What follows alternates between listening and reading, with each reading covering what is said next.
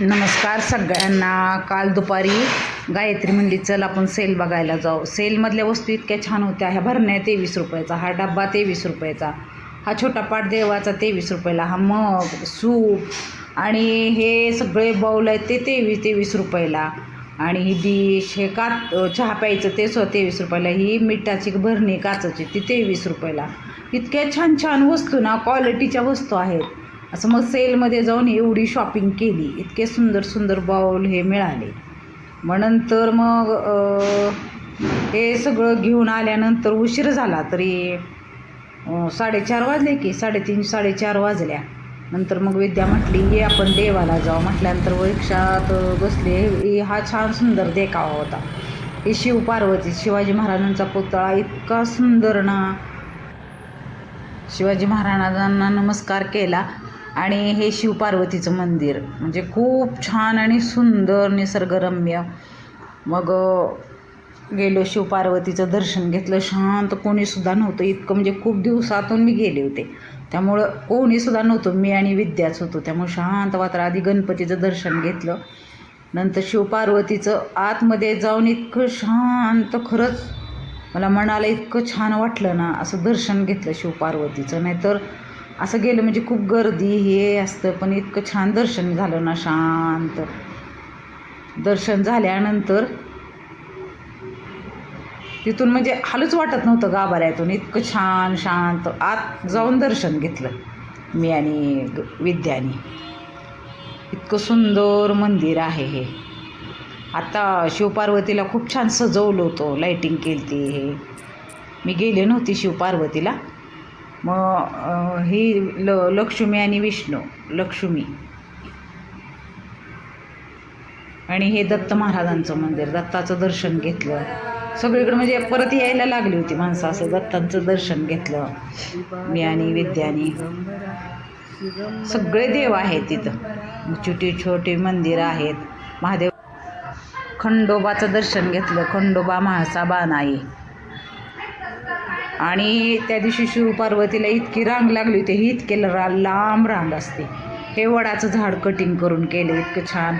हे पाळणे ते होते बघा त्या दिवशी. मग आरतीला थांबलो.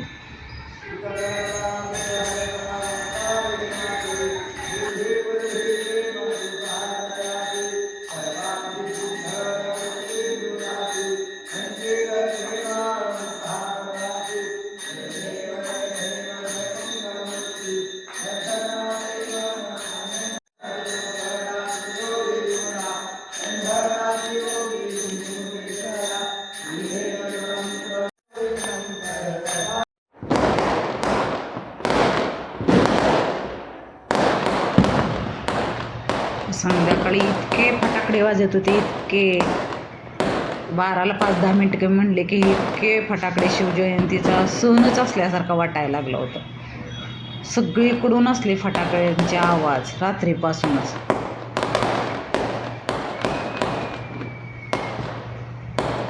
हे सदुभाऊ चौकातलं दृश्य आहे.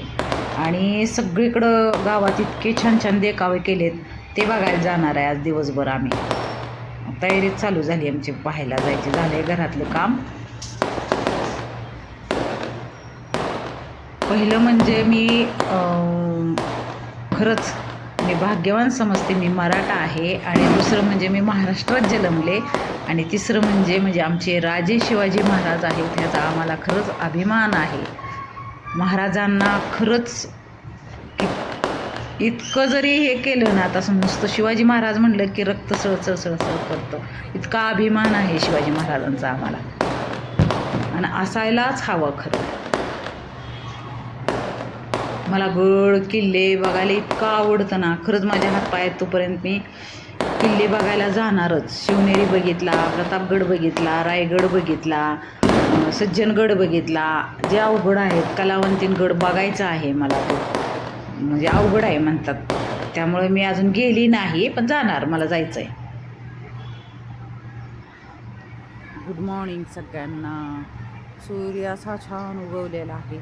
ह्या झाडावर पक्षी हे छान किलबिल करतात. खूपच पक्षी असतात ह्या झाडावर. आणि नंतर आलेले आहे बागेत फुलं. फुलं दाखवायला. हे गुलाबाचे फुल, हे फुलं.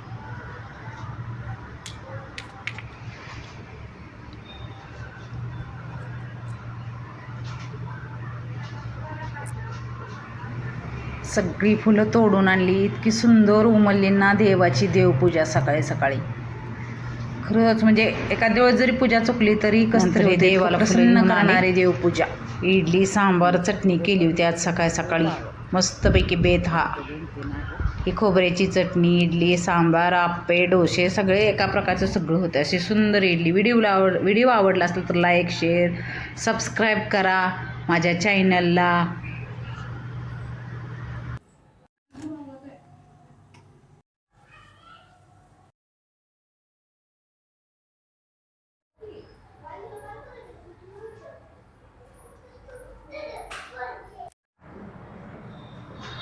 मग सगळे देखावे बघायचे होते म्हणून इडली सांबार आणि पेरू, माझा आवडता पेरू मी खाऊन घेतला आणि जेवण पण केलं.